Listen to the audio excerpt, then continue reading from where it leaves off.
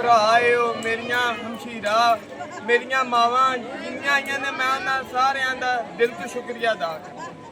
ਤੇ ਇਹ ਜਿਹੜੀ ਸਾਡੀ ਵੈਲਫੇਅਰ ਸੁਸਾਇਟੀ ਬਣੀ ਹੈ, ਤੇ ਸਭ ਤੋਂ ਪਹਿਲੇ ਮੈਂ ਇਹਨਾਂ ਦੇ ਸਿਪਾ ਸਲਾਰ ਨਦੀਮ ਬਸ ਜ਼ਿਆ ਸਾਹਿਬ ਦਾ ਸ਼ੁਕਰੀਆ ਅਦਾ ਕਰਨਾ, ਤੇ ਆਪਣੇ ਮਹਿਰ ਕਮਰ ਸਾਹਿਬ ਦਾ, ਸਦਰ ਸਾਹਿਬ ਦਾ ਸ਼ੁਕਰੀਆ ਅਦਾ ਕਰਨਾ, ਚੌਧਰੀ ਸ਼ਰਾਦ ਸਾਹਿਬ ਦਾ ਸ਼ੁਕਰੀਆ ਅਦਾ ਕਰਨਾ, ਤੇ ਚੌਧਰੀ ਫਰਹਾਨ ਸਾਹਿਬ ਦਾ ਸ਼ੁਕਰੀਆ ਅਦਾ ਕਰਨਾ, ਜਿਹੜੇ ਕਿ ਜਲਾਲਪੁਰ ਜੱਟਾਂ ਤੇ ਜਦੋਂ ਵੀ ਕੋਈ ਮੁਸੀਬਤ ਆਈ ਹੈ ਇਹ ਚਾਰੇ ਭਰਾ ਸ਼ਾਨਾ ਬਸ਼ਾਨਾ ਆਪਣੀ ਆਵਾਮ ਦੇ ਨਾਲ ਖੜੇ ਰਹੇ। ਚੌਧਰੀ ਸਾਹਿਬ ਸਾਡੇ ਪੀਪੀ 30 ਤੇ ਐਮਪੀ ਤਨਵੀਰ ਅਹਿਮਦ ਗੋਂਦਲ,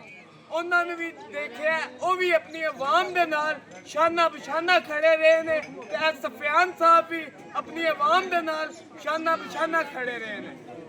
ਪਾਕਿਸਤਾਨ ਜਿੰਦਾਬਾਦ, ਇਮਰਾਨ ਖਾਨ ਜਿੰਦਾਬਾਦ।